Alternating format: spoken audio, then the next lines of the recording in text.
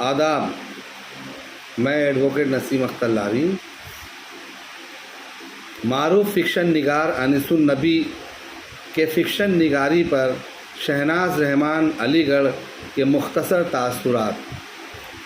رشتوں پر فوقیت حاصل ہے، اس طرح فرد کا سوائے اپنی ذات کے کسی اور سے نہیں ہوتا۔ اس خیال کی کار فرمائی ان کے کئی افسانوں میں نظر آتی ہے۔ مجموعی طور پر انیس النبی کے افسانوں میں معنوی قوس قزح نظر آتی ہے۔ امید قوی ہے کہ یہ مجموعہ فکشن قارئین کے لیے یقیناً کسی تحفہ سے کم نہیں۔ جی شکریہ۔ جسے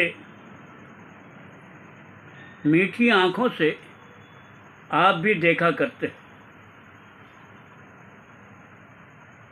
عجیب بات کرتی ہو، میں کسی اللہ رکھی کو نہیں جانتا۔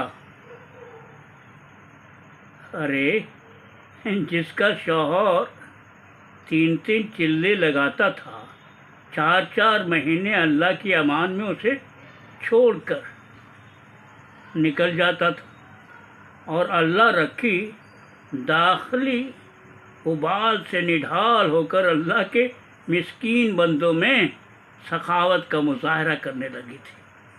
اسی نے مجھے بتایا کہ کبیر اسے نظر اٹھا کر دیکھتا بھی نہیں۔ ہو سکتا ہے کہ اس کی قوت خاص زائل ہو گئی ہو۔ شاید دیکھی ہے آپ نے اس کی کثرت جسم کا قوت مخصوص سے کوئی سروکار نہیں۔ رضیہ شوہر کی مخالفت پر تل گئی۔ پھر بھی جو کمینے ہوتے ہیں نا، وہ تسکین کا راستہ ڈھونڈ ہی لیتے۔ غالب کا وہ نفسیاتی شعر بھول گئے آپ؟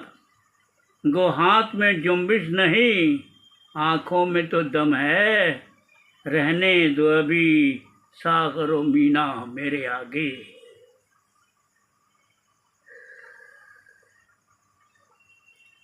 لیکن نہ وہ آنکھیں اٹھاتا ہے، نہ ہی ساغر و مینا کا نظارہ کرتا ہے۔ اتنا تو جانتی ہوں کہ اللہ رکھی اس معاملے میں جھوٹ نہیں بولتی۔ حماقت کی بات نہ کرو رضیہ۔ سلطان حسد کی دھیمی آنچ میں تپنے لگا۔ کوئی بھی کبھی بھی جھوٹ بول سکتا ہے۔ جھوٹ اور سچ کا پیمانہ کبھی کوئی طے کر پایا ہے؟ پھر یہ اللہ رکھی تنہا رہنے والے ہٹے کٹے ایک مرد کی پاکیزگی کا فیصلہ کیسے کر سکتی ہے؟ اللہ رکھی اس کی پاکیزگی کی سند نہیں بانٹ رہی ہے، اپنی شکست کا اعتراف کر رہی ہے۔ کس بات کی شکست؟ ایک ایسی عورت جس کا غرور ہو اس کا مقناطیسی شباب، جسے اعتماد ہو کہ کوئی بھی مرد اسے دیکھ کر دیوانے ہوا بنا رہ نہ سکے۔ ذرا سوچے، اس تنہائی میں کبیر نے جب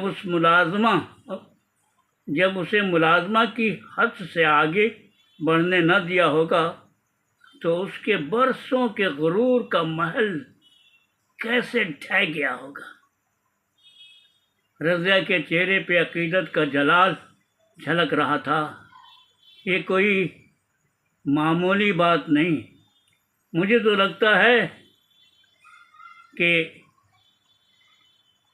یوسف کے شیدائی اب بھی دنیا میں باقی ہے۔ یہ تقویٰ ہے، داخلی تقویٰ۔ کیا ہوا ایسے کیا دیکھ رہے ہو؟ میں نے کچھ غلط کہا؟ میں حیرت زدہ ہوں۔ سلطان نے کہا، تمہاری ذہانت آمیز باتیں سن کر برسوں کے ہماری شادی شدہ زندگی میں پہلی بار تمہیں ایک نئے لہجے میں دیکھ رہا ہوں۔ میں تو ایسی ہی ہوں۔ مائکے میں ہم بھائی بہن عام سی باتیں نہیں کرتے، تو پھر مجھے دوسری رضیہ کیوں ملی؟ لڑتی جھگڑتی سی ہنگامہ خیز۔ سلطان کے سوال پر رضیہ کی آنکھوں میں درد بھری شکایت ابھری۔ مجھے آپ کے گھر والوں نے تراشا ہے۔ یہاں کا سطحی ماحول، آپ کی طلاق شدہ سرکش بہن کی موجودگی نے اور آپ کی امی جان کے خوف نے مجھے نچوڑ کے رکھ دیا کہ میں آپ کو ہڑپ لوں گی، اور دین کی ان کی جذباتی سیاست نے مجھے نڈھال کر دیا، اور آپ کی نمازی بہن کی خاص دانہ سازش سے جوجھتے ہوئے ایک نئی رضیہ بن گئی۔ میں شکست و ریخ سے گزرتی ہوئی اس رضیہ کو آپ نے کبھی سمجھنے کی کوشش ہی نہیں کی، کیونکہ آپ تو مکمل تھے، اکلوتی اولاد، اکلوتے بھائی، اور میں تو باہر سے آئی تھی۔ میں کیسے اپنی ہو سکتی تھی؟ وقت گزرا، آپ کی امی جان گزری، بہن کی دوسری شادی ہو گئی۔ اب آپ چاہتے ہیں میں پہلے جیسی بن جاؤں۔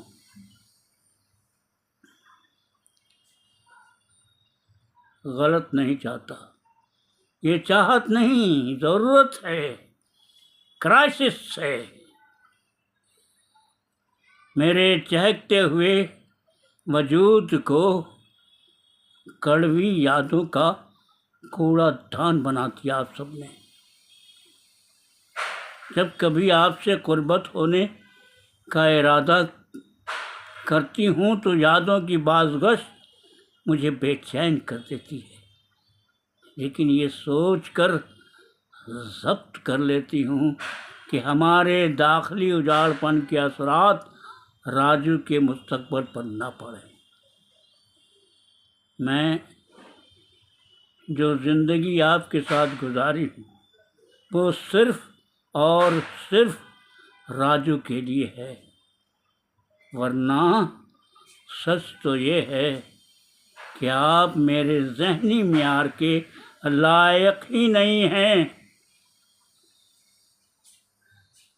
B.Ed کے بعد سرکاری ملازمت مل رہی تھی مجھے، درس و تدریس کے شعبے سے جڑنا میرا خواب تھا۔ میں نے بڑھاپے تک کی مسرت کو سنجو لیا تھا، لیکن آپ نے شادی کی شرط رکھی کہ آپ کو ہاؤس وائف چاہیے۔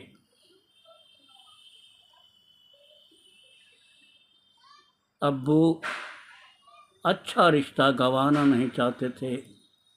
آپ کی شرط اور ابو کے خوف نے یہ زندگی مجھے عطا کی۔ میں اپنی شرطوں پر جینا چاہتی تھی، جی نہ پائی۔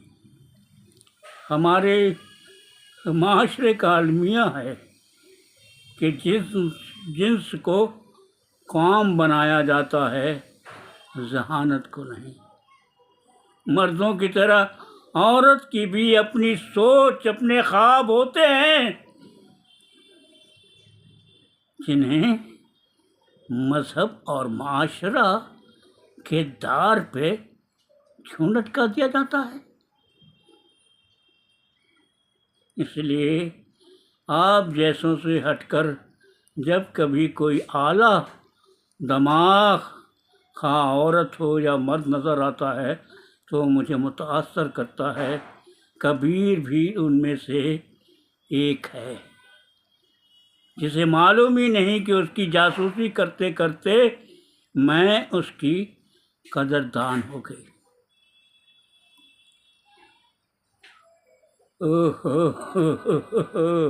تو گیا نیا ہیرو مل گیا تمہیں۔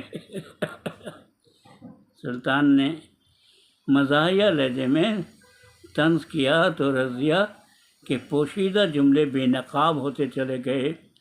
مردانہ انا کو ٹھیس پہنچی نا۔ کیا بات ہے، اللہ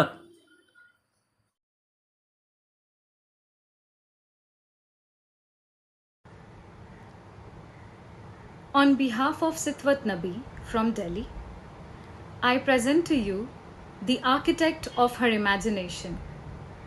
My father, Mr. Anisun Nabi, or Abbu as I affectionately call him, stands as a profound source of inspiration in my life. His journey as a writer is akin to that of a traveler on an endless odyssey through time, weaving narratives that transcend the boundaries of generations. From my earliest childhood memories, I recall being captivated by the enchanting worlds he conjured while tucking me into bed. Even today, I find myself immersed in the magical realms he has crafted, yearning to remain lost in the rich tapestry of his imagination. The impact of his writings is remarkable. He possesses a remarkable ability to articulate complex, nuanced realities through the simplest of paradoxes. This gift not only gives voice to one's innermost thoughts, but also exemplifies the true beauty of the naturalist he embodies. His words resonate deeply, reflecting the intricacies of life with clarity and grace. The creative legacy of an artist is indeed eternal, and my father's contributions to Urdu literature stand as a testament to this enduring power. His stories have touched countless hearts and minds, leaving an indelible mark on the literary landscape. I extend my warmest congratulations to Abbu on the publication of his latest work, Abad Kharabe, a milestone that marks another chapter in his illustrious journey as a storyteller. Thank you. ایک خیال، تم نے کہا بات کرو تاکہ پہچانے جاؤ، کیونکہ آدمی اپنی زبان کے نیچے پوشیدہ ہے، لیکن میں ایسا نہیں کر سکتا۔ نہاں رہنے میں رحمت ہے، عیاں ہونے میں زحمت، عیاں ہونے کے مال سے واقف جو ہوں۔ تم نے تو کہا تھا کوئی اپنے جہل پر علم کا مصنوعی پردہ ڈالے ہوئے ہے، کوئی اپنی بے دانشی کے اوپر دانش مندی کا فرضی مینار کھڑا کیے ہوئے ہوتا ہے، کوئی صرف پیچھے کی صف میں بیٹھنے کے قابل ہوتا ہے مگر حالات سے فائدہ اٹھا کر آگے کی گدی پر قابض ہو جاتا ہے، کوئی حقیقتاً مخرب اخلاق ہوتا ہے مگر خوبصورت الفاظ بول کر اپنے لیے معمار قوم کا خطاب حاصل کر لیتا ہے۔ تو پھر بات کیوں کروں؟ معاف کرنا اے ماہر نفسیات، یہ دور نفسیات کا نہیں، مابعد نفسیات کا ہے۔ پوری دھرتی منڈی بن چکی ہے، فائدے کی شریعت بھونک رہی ہے، ہنہنا رہی ہے، دہاڑ رہی ہے، اور اشرفیت دہاڑے مار رہی ہے۔ لوگ شرافت کی تجارت سے امارت اور عمارت کھڑی کر رہے ہیں۔ جیسی منڈی ویسی بولی، جیسی منڈی ویسی بولی۔